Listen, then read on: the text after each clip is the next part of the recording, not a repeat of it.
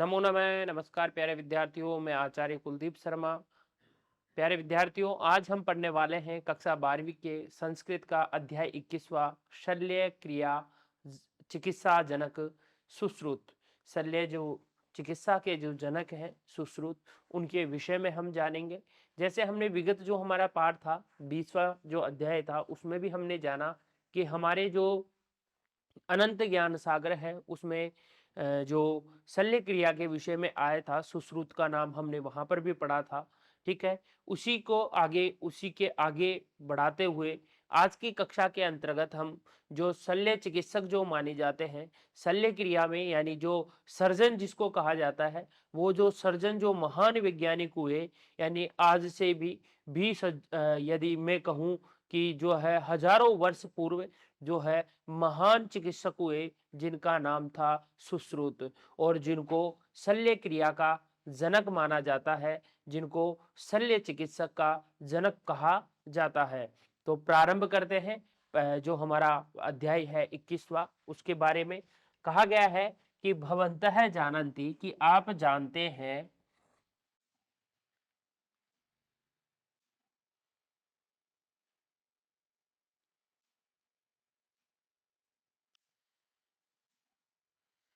भवन्तः जानन्ति यत् रुग्णः जना वैद्य चिकित्सकम व उपगच्छन्ति, यानी आप जानते हैं कि जो रुग्णा जना है, जो बीमार लोग हैं, वैद्य चिकित्सकम व उपगच्छन्ति, वैद्य चिकित्सक के पास जाते हैं। वैद्य तेषां रोगस्य, वैद्य जो होता है वो उनके रोगों का निदानम कृत्वा, निदान करके, तेभ्य औषधिम औषधम यच्छति, उनको क्या देता है, औषधि देता है। तेसाम रोगम च अपनयति, और उनके रोगों को क्या करता है, दूर करता है। यदा कश्चित दुर्घटनायाम, यदि किसी दुर्घटना में अंग भंग भवति, अंग यदि विकृत हो जाता है, कोई अंग कट जाता है, टूट जाता है, या कुछ भी उसमें विकार हो जाता है, अथवा शरीरे व्रणादयः जायन्ते, या फिर शरीर में कोई घाव हो जाता है, तदा वयम किम कुर्मः, तब हमें क्या करना चाहिए। वयम रोगी जनम कश्चित कुशल शल्य चिकित्सकस्य समीपम नयामः, हमें जो है उस रोगी जन को किसी कुशल शल्य चिकित्सक के पास, सर्जन के पास, समीपम नयामः, उसे समीप ले जाना चाहिए। स पीड़ितानि भग्नानि अंगानि, वह पीड़ित के जो भग्न हो गया, जो विकृत हो गया, जिसमें विकार हो गया, टूट गया, घाव हो गया, उस अंग की शल्य क्रिया के द्वारा उद्घाट्य तेसाम, उसको शल्य क्रिया के द्वारा उसको देख करके, उसको खोल करके, तेसाम अस्थानाम अस्थानाम, उसकी जो हड्डियां हैं उनको पुनः स्थापत्य, पुनः स्थापित करके, त्वचा सिव्यति, उसको त्वचा से सही करता है। आपने देखा होगा कोई भी सर्जन होता है, मान लो हमारा कोई भी अंग कट गया, तो वो क्या करेगा, उसको देखेगा, फिर उसकी जो हड्डियां हैं, मान लो हड्डी टूट गई, हड्डी को जोड़ेगा, कहीं घाव हो गया वहां ऊपर क्या करेगा, वो उसमें चमड़ी लगाएगा, कहीं से हटाकर, ज्यादा घाव है तो ऐसा क्रियाएं की जाती है। कहा गया कालेन जन है स्वस्थम लभ्यते, कालेन, और कुछ समय बाद ही लोग स्वस्थता को प्राप्त होते हैं, यानी सही हो जाते हैं। किम जानती, क्या जानते हैं, भगवंत यत शल्य क्रियाया जनक, क्या आप जानते हैं कि शल्य क्रिया का जो जनक है सुश्रुत आसीत, कौन है, सुश्रुत है। शल्य क्रिया के जो जनक माने जाते हैं वो कौन माने जाते हैं, सुश्रुत को माना गया है। सह प्राचीन भारतीय वैज्ञानिक आसीत, वह प्राचीन भारतीय वैज्ञानिक थे। स न केवलम शल्य क्रियाया अपितु, न केवलम कोई सर्जन थे शल्य क्रिया, शल्य क्रिया में ही नहीं, अपितु प्लास्टिक सर्जरी नाम का त्वक प्रत्यारोपण, यानी त्वचा का प्रत्यारोपण, यानी एक चीज से किसी दूसरी चीज से उसको जो है सही कर देना, अपी जन कह कहते थे इन्हें। त्वक प्रत्यारोपण का जनक, प्लास्टिक सर्जन और शल्य क्रिया का जनक, इन नामों से इनको जाना जाता है। अत्र वयम तस्य विषय एवं पठामः। अत्र यानी यहाँ हम सब उनके विषय में ही पढ़ेंगे। कहा गया है चिकित्सा विज्ञान में विभाग द्वयम वर्तते। चिकित्सा विज्ञान के जो है दो विभाग किए गए हैं। एक तो औषधीय चिकित्सा, औषध चिकित्सा, और एक शल्य चिकित्सा। औषध चिकित्सा में क्या होता है, इसमें तो गोली आदि दे देते हैं और ठीक हो जाए। जैसे मान लो मेरी बुखार हो गई तो क्या करेगा डॉक्टर, ये मुझे गोली दे देगा, ड्रिप चढ़ा देगा या कुछ भी है ना, इंजेक्शन दे दिया।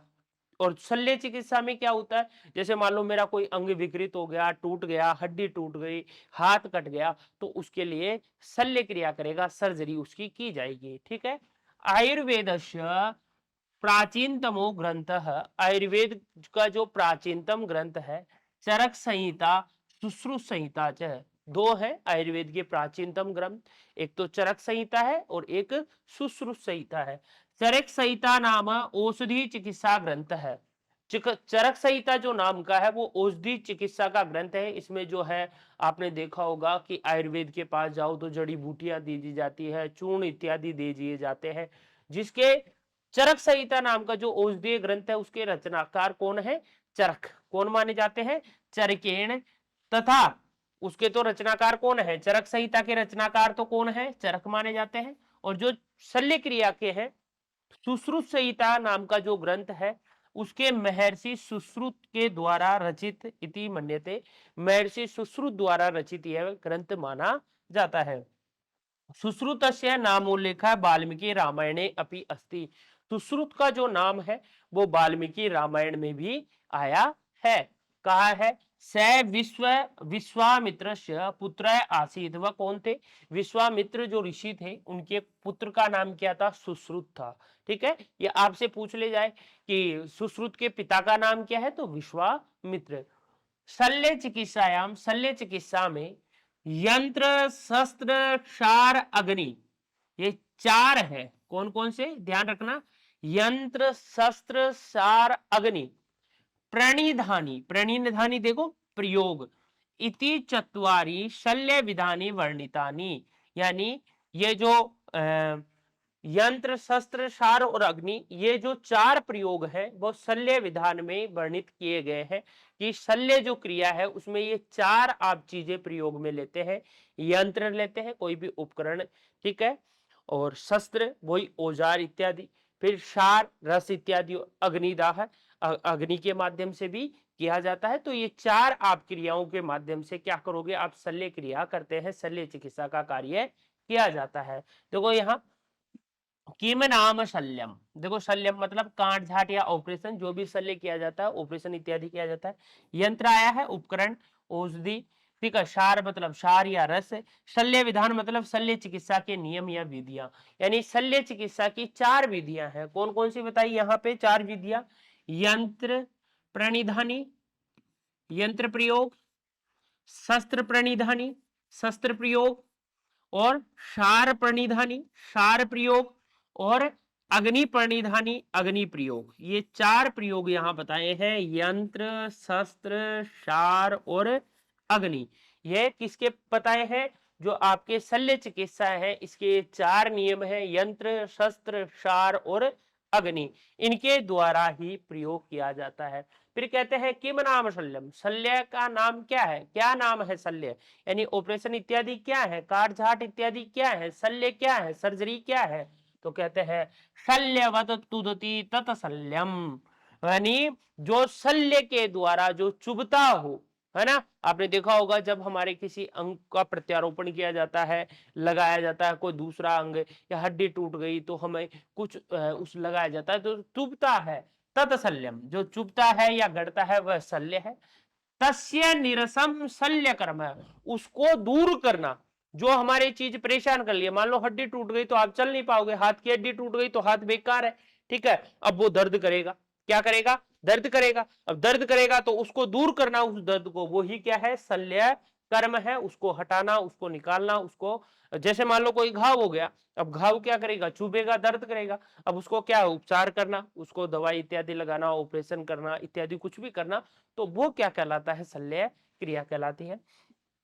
उत्तम शल्य चिकित्सक है, उत्तम जो श्रेष्ठ जो शल्य चिकित्सक है, कीदृश भवेत्, कैसा होना चाहिए, इस विषय में वर्णयति सुश्रुत है। इस विषय में सुश्रुत ने वर्णन किया है। क्या किया है देखो, शौर्यम आशु क्रिया शस्त्र तीक्ष्णम अस्वेद वेपतु असमोहस्य वेदस्य शस्त्र कर्मणि शस्यते। यानी उसी वेद की, उसी चिकित्सक की प्रशंसा की जाएगी जो कैसा हो, ये गुण रखता हो। कौन कौन से कहा है अन्वय में, शस्त्र कर्मणि, जो कैसा हो, शस्त्र कर्मणि मतलब जो औजार इत्यादि का प्रयोग करने वाला कैसा होना चाहिए, वेदस्य शौर्यम, उस वेद्य की, उस चिकित्सक की, शौर्यम शौर्यवीर हो, कैसा हो, शौर्यशाली हो, ऐसा नहीं डरपोक हो। ठीक है, जो शस्त्र कर्म नहीं कर रहा है, जो उपकरणों का प्रयोग में ले रहे हैं, ऐसा वेद्य। शौर्यम यानी शौर्यशाली हो, वीर हो, डर नहीं जाए और कितनी भयंकर लग गई, इसके तो खून ही ज्यादा आ रही, ऐसा कुछ नहीं होना चाहिए। ठीक है, आसुक्रिया, आसुक्रिया मतलब होता है जो कैसा हो, जो सही गति से, यानी कहा जाए कि जिसमें फुर्तीला हो, ऐसा सुक्रिया मतलब जो फुर्तीला हो, तेज हो, तरार हो। शस्त्र तीक्ष्णम, और जो है कैसा हो, शस्त्र तीक्ष्णम यानी जो शस्त्रों का प्रयोग, जो तीखापन है, उसके शस्त्रों में, उसके औजारों में क्या हो, तीखापन हो। यानी उसके औजार ऐसे हो कि तुरंत काम ने, ऐसा नहीं हो कि जब मरीज सामने पड़ा हो और वो शस्त्रों को सही कर रहा हो, आपको उपकरणों को सही कर रहा हो, ऐसा नहीं है। उसमें नुकीलापन हो, उसमें तेजता हो। अस्वेद वेपतु, और जो कैसा हो, अस्वेद पसीना कंपनी इत्यादि जो नहीं आए, देखते ही कोई चक्कर आने लग जाए, ऐसा नहीं हो। असमोह है, असमोह मतलब मूर्छायमान नहीं हो, उसको कोई स्थिरता होनी चाहिए, चक्कर इत्यादि नहीं चाहिए। चय सस्यते, वही प्रशंसनीय है। मतलब जो उपकरण आदि जो प्रयोग है शल्य चिकित्सा के, उनके प्रयोग का जो वेद्य है, उसमें ये गुण होने चाहिए कि वो शौर्यशाली हो, असुक्रिय हो मतलब फुर्तीवान हो, शस्त्र तीक्ष्ण, उसके उपकरण जो हो वो कैसे हो, तेज हो, धार वाले हो, यानी काम करने लायक हो। अस्वेद वेपतु मतलब वो किसी प्रकार से उसके कोई कंपन, पसीना इत्यादि नहीं होना चाहिए। असमोह मतलब वो मूर्छा इत्यादि नहीं आ जाए देखकर चीजों को। च सस्यते, वही क्या है, प्रशंसनीय है, सराहनीय है, वही प्रशंसनीय माना गया है। ये इस प्रकार का इन्होंने क्या बताया है, ये एक जो है शल्य चिकित्सक कैसा होना चाहिए उसके बारे में बताया है। सुश्रुत उक्तानि, सुश्रुत ने कहा है, कर्मणि उपयुज्यमानानाम यंत्राणाम संख्या शताधिकम अस्ति। सुश्रुत उक्तानि, सुश्रुत ने कहा है कि शस्त्र कर्मणि यानी जो आपने जो उपकरण जो काम में लिए जाते हैं, उपयुज्यमानानाम देखो जिसका प्रयोग किया जा रहा है, ऐसे उपकरण, यंत्राणाम संख्या ऐसे उपकरण यंत्रों की जो संख्या है, शताधिकः अस्ति 100 से भी अधिक है। वस्तुतः शस्त्र कर्मणि वेदस्य हस्तेव प्रधानता, वस्तुतः जो उपकरण आदि का जो प्रयोग है वो वेद्य की हाथ की प्रधानता होती है। मान लो एक हम कैंची पकड़ते हैं, हम कैंची किस तरीके से पकड़ते हैं, और एक जो शल्य चिकित्सक होता है वो किस तरीके से पकड़ता है। औजार वही होते हैं, हथौड़ी होती है, एक जो कारीगर होता है वो मकान बनाने वाला हथौड़ी किस प्रकार यूज करता है, एक शल्य चिकित्सक कर रहा है तो उसको किस प्रकार, तो उपकरण है लेकिन उनका प्रयोग किस प्रकार, वो उसकी हाथ की प्रधानता होती है। सर्वाणी अपि यंत्र क्रमाणी तद्दिनानी, यानी जितने भी उसके उपकरण है उनका प्रयोग करना, उसका जो है प्रशंसनीयता है, उसकी उपयोगिता है, और उसमें उसकी पारंगता ही महत्वपूर्णता होती है, ये उसके हाथ की प्रधानताएं होती है। शस्त्राणी षट प्रकाराणी, शस्त्र 6 प्रकार के हैं। तद्यथा स्वास्तिक यंत्राणी, स्वास्तिक यंत्र, संदस यंत्राणी, संदस यंत्र, ताल यंत्राणी, ताल यंत्र, नाड़ीय यंत्राणी या नाड़ी यंत्र, सलाका यंत्राणी, उपयंत्राणी, ये 6 प्रकार के हैं। 1 2 3 4 5 और 6, ये 6 प्रकार के शस्त्राणी बताए गए हैं, उपकरण 6 प्रकार के। देखो स्वस्तिक यंत्राणी क्या होता है, स्वस्तिक की भांति बीच से जुड़े हुए यंत्र जैसे जमूर इत्यादि। संदस यंत्राणी क्या होता है, जो चिमटी जो संडासी होती है वो। ताल यंत्रम क्या होता है, चम्मच की आकृति का यंत्र होता है ताल यंत्र। नाड्य मतलब नाली के समान भीतर से पोले उपकरण का होता है। और सलाक यंत्राणी छड़ी नुमा यंत्र। ये 6 यंत्र हैं। 1 2 3 4 5 और एक इसमें उपयंत्राणी, ये छठा है ना उपयंत्र। ये 6 प्रकार के यंत्र बताए गए हैं। उपकरण के ये 6 यंत्र हैं। तत्र चतुर्विंशति स्वास्तिक यंत्राणी। स्वास्तिक यंत्र कितने हैं? देखो 6 तो क्या हो गए? शस्त्राणी। 6 प्रकाराणी, जो उपकरण है वो 6 प्रकार के बताए हैं।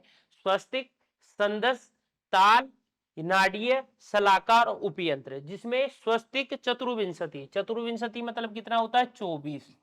24 प्रकार के तो स्वस्तिक यंत्र है।